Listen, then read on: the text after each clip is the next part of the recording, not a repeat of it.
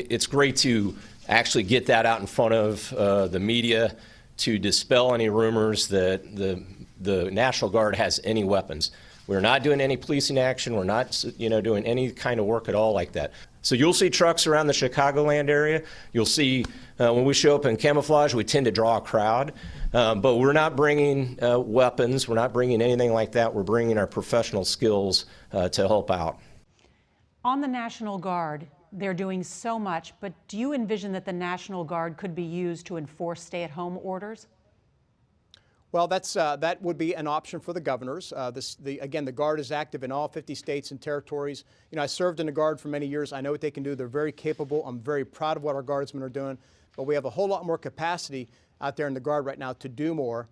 Then they wanted to shut down the gun stores. Do you feel safe now?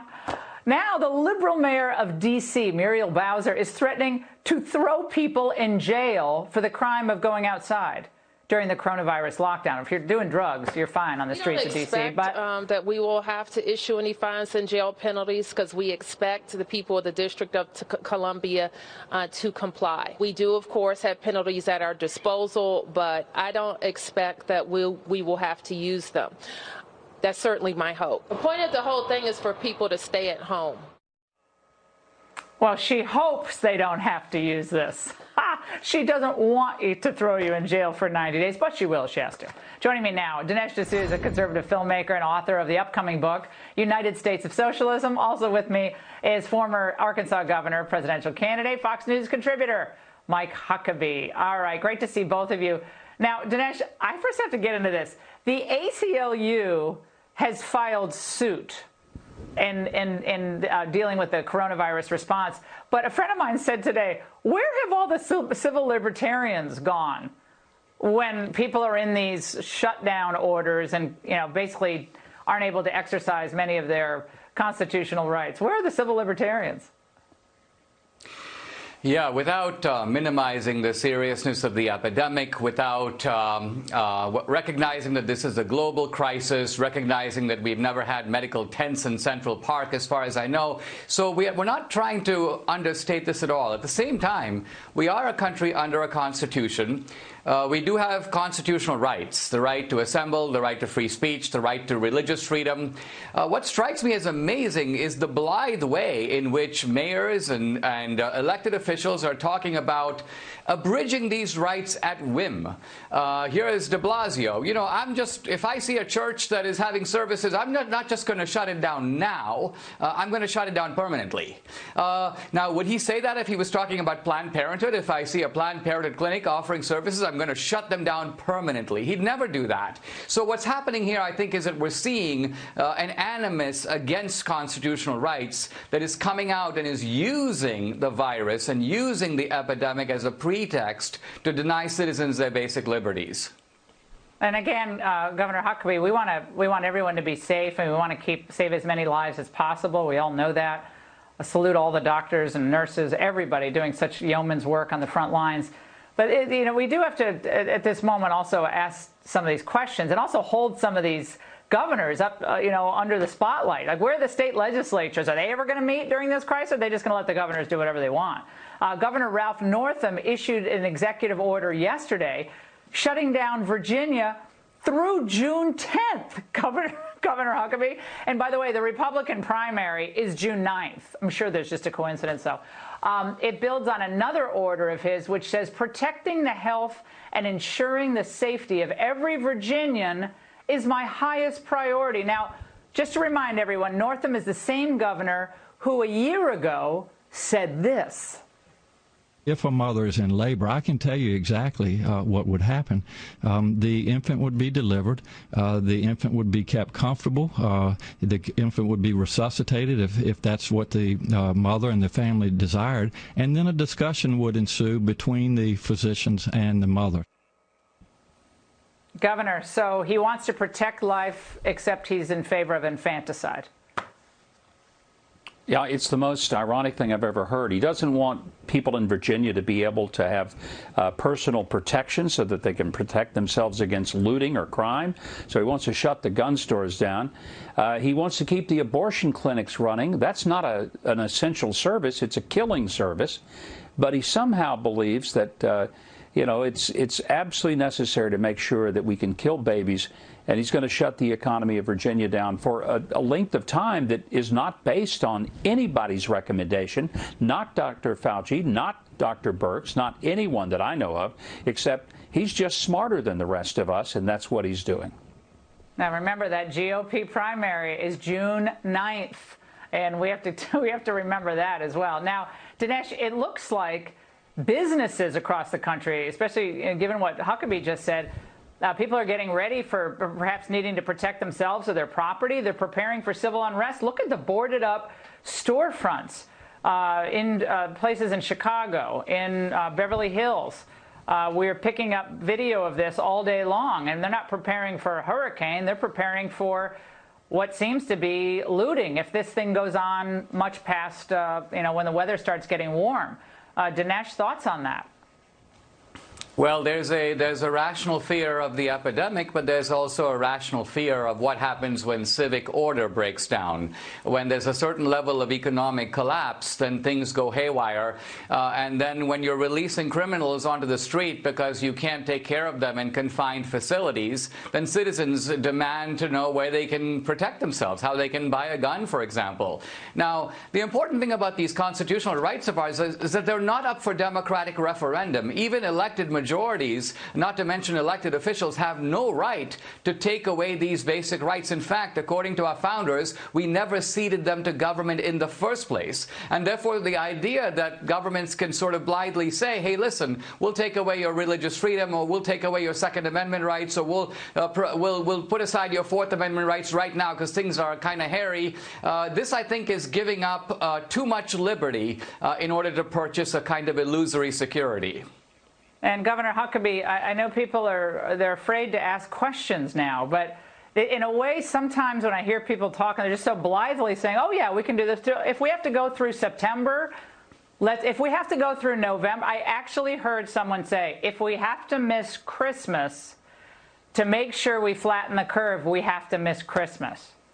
I was like, I don't even believe I'm hearing these things. What are you talking about? But people have to ask these questions. What are the metrics? How do we achieve the metrics? Is it reasonable? Balance the risks. That's what the president has basically tried to say.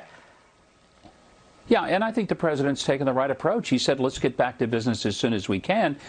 He was criticized, he said, because we wanted to get back by Easter. But he himself has said, we're not going to be ready by that. He's listening to the people who are the public health experts, and that's important. We just don't know. I agree with Dinesh. We have to take this seriously. But we also have to balance it with basic, fundamental American rights. A pastor in Tampa, Dr. Harold Brown, was actually arrested yesterday. Arrested because his church had service on Sunday in Tampa, despite the fact they took extraordinary measures to try to social distance, disinfect everyone, including the church. I'm not sure that was the best decision, but people have a right to do certain things even if I don't agree with it. And to be arrested for having church, that's kind of a frightening thing, and I'm not sure we want to go there. Yeah, well, Dinesh, an email I got today was, so we can't go back to church until the doctors say it's okay? I mean, that's something people need to chat about a little bit, Dinesh. I agree. I think that our health and our safety is important to us, but so is our religious freedom, so is our property, so are our economic prospects for the future.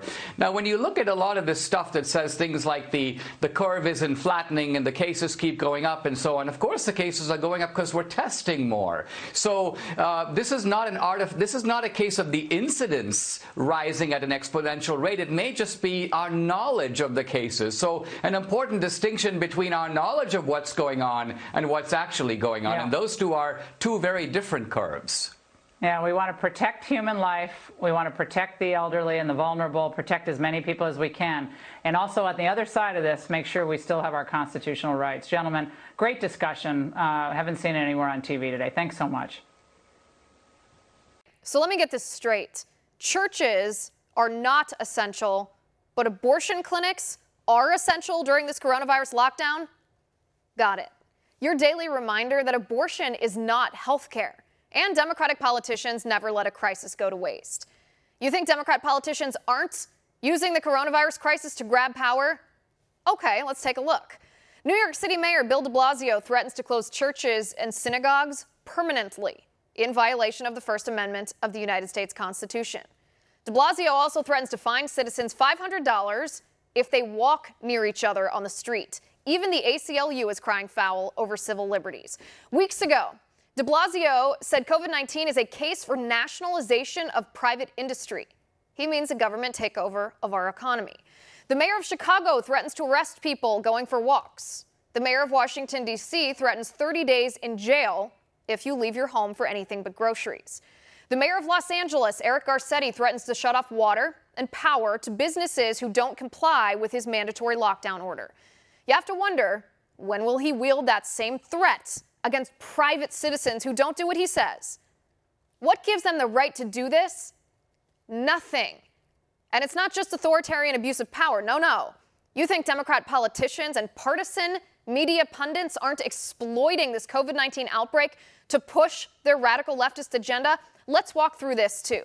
The New York Times editorial board says COVID-19 is a great case for taxpayer-funded abortions. Democratic Congresswoman Ilhan Omar says the government should take over private hospitals. Bernie Sanders says the only solution to COVID-19 is a socialist-style government-run healthcare system like Medicare for All. Nancy Pelosi tried to throw in abortion provisions in the coronavirus stimulus package in Congress. The sheriff of Wake Forest, North Carolina, banned all pistol sales due to, quote, unprecedented demand for weapons in his county. The governor of Pennsylvania, Tom Wolf, shut down gun stores in his state with an emergency order, only to revoke the order after widespread backlash. The governor of New Jersey, Phil Murphy, banned gun stores from staying open and shut down background checks, effectively stopping law-abiding citizens from having the ability to purchase firearms and exercise their Second Amendment rights. The mayor of Los Angeles, Eric Garcetti, also tried to shut down gun stores until the outcry from citizens forced him to declare that gun shops are essential businesses and therefore allowed to remain open. The mayor of Champaign, Illinois, signed an executive order giving herself the power to stop sales of firearms and ammunition.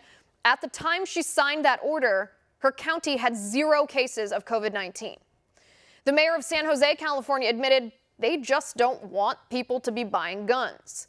Democratic Congresswoman Ayanna Pressley wants prisoners to be released from prison.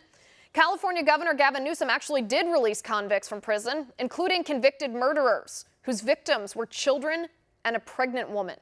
Police in cities across the country, from Philadelphia to Cincinnati to San Diego, are not enforcing the laws in their states anymore, refusing to arrest people who commit crimes like all narcotics offenses, theft from persons, retail theft, theft from auto, burglary, vandalism, all bench warrants, stolen auto, economic crimes like bad checks and fraud, phone harassment, assault where there's no injury, and prostitution. COVID-19 is scary, and we need to take all reasonable measures to stop the spread of the virus. Of course, nobody's denying that. But as Benjamin Franklin once said, those who would give up essential liberty to purchase a little temporary safety deserve neither liberty nor safety. In other words, be careful that you don't give away your freedom in fear, or else our cure for COVID-19 might be worse than the disease itself.